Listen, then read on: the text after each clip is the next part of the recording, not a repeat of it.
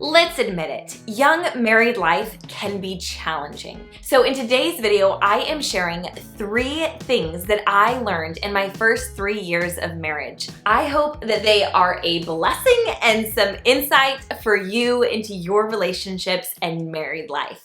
Without further ado, let's just jump in. Let's just get into it this morning. If you are new here, then you might not know, but I love a good, honest, raw, real conversation on the internet. I just think if we were a little bit more honest about the messes and mistakes we've made, we could actually benefit each other. Let's just jump straight into it. A little bit of the backstory is that Elijah and I got married 3 years ago. Can you even believe that? October 17th, 2020 marked the day that the Valentins became one, and it was truly such a significant day. And yet, even though we did all the premarital counseling and pre-engaged courses and classes, we still showed up on our wedding day not exactly sure what we were getting into, right? We had a general idea of what marriage was and we were committed in our hearts to one another, but let's be honest. There's some things you just cannot foresee about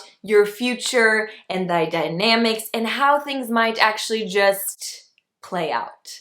So here are some things that I learned along the way in our early young married life years. Let's just jump in. Lesson number 1. I am not powerful enough to make my husband feel any which way. See, I know that might sound a little strange. Like, of course, you can make him mad, you can make him frustrated, you can make him disappointed, you can make him angry. Well, yes, okay, I could do things that might invoke an emotion, but it is his choice to feel the way that he feels and want to either stay in it or to figure out how to get out of that emotion, what's that triggering inside of him, etc. See, here's the deal. So often in my relationships and in my life, I've had this tendency to want to make everybody happy all the time, even if it meant sacrificing how I truly felt or what I truly meant. When I stepped into marriage,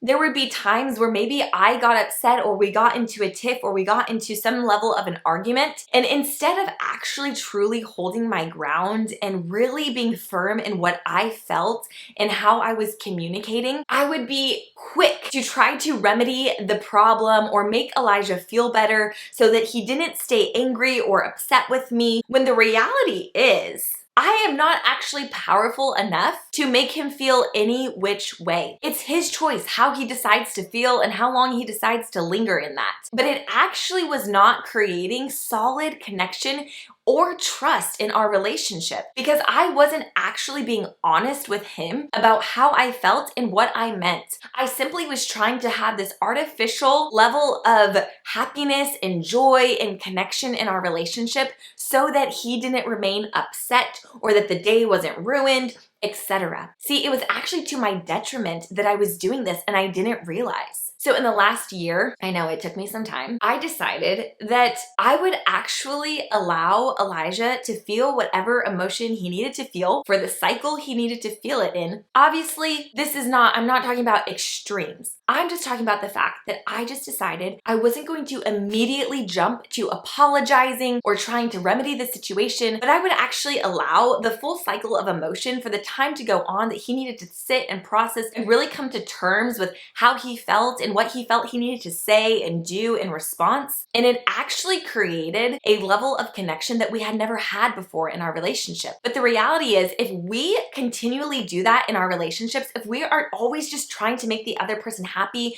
and we're not okay if they're not okay and our life's not okay if they're not okay, we actually create codependent relationships. And that is not a healthy relationship to have. It's okay to have dependency on each other, of course, that is not what I'm saying. But when we become codependent on the other person, we are saying, unless you're okay, I'm not okay. You have to be okay. And nobody wants to live with that level of pressure in their life.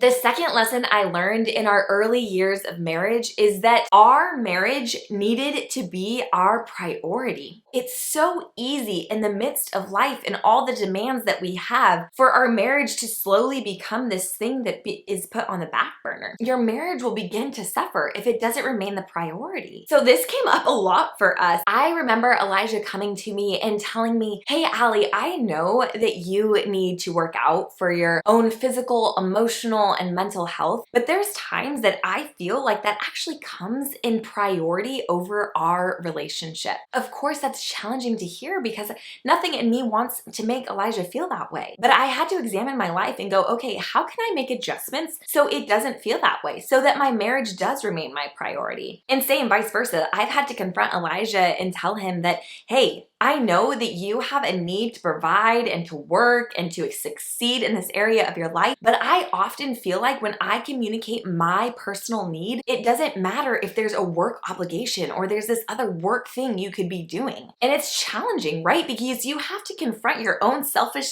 dreams and desires with the reality of who you have committed to. You have to sacrifice in order to have a healthy marriage and healthy relationship. That is refining. That causes you to mature as a person, and it's not always comfortable. Okay, now last lesson, the third lesson that I learned is that the culture that you create in your marriage is up to you. When we first got married, it's so easy to just, fall into these sort of practices or traditions or family obligations, and you begin to realize that life and your environment and the culture of your marriage and your home is happening to you. You are not actually taking control and stewarding the environment and the culture of your marriage. See, it's so easy to fall into this trap, but the reality is we are not victim to the culture that's been created around us. We are powerful people and we have the ability to change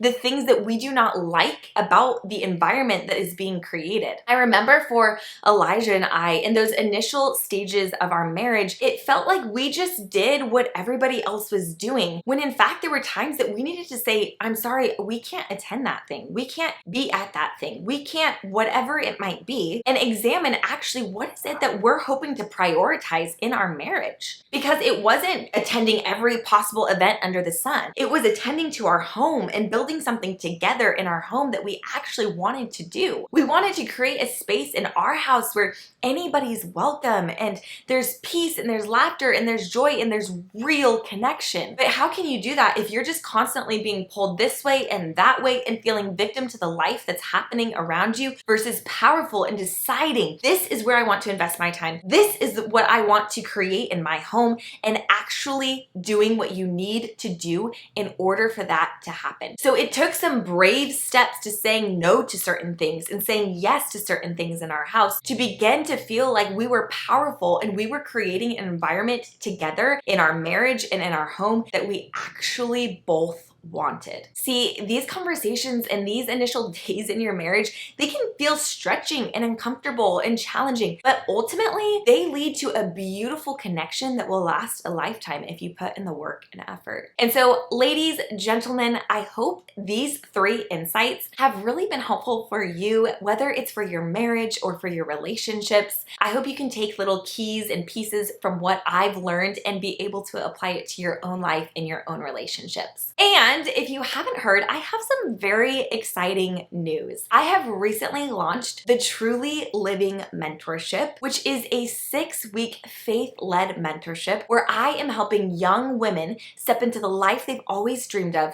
and feel alive in the fullness of who they've been created to be. And so if you're interested in learning more about what that 6-week mentorship might entail, you can visit allievalentin.com. I will leave that in my description so you can easily click on that and book a discussion discovery call with me. But for so many years, I lived locked up, filled with shame, feeling powerless to the life I was living, in cycles of anxiety and fear and with coping mechanisms that I didn't know to handle. And the reality was, I just needed to be able to pick up the phone or my laptop and give somebody a call, somebody that had made it out the other side, that could lend me some hope and some tools about how to navigate these things in my life. And so I have created Truly Living Mentorship to be the space that I wished I had had for all of those years. If that is something that you or maybe somebody you know might be interested in, you can find more information on my website. I hope to talk with you all very soon. And like always, have a beautiful rest of your week. I will see you all next time.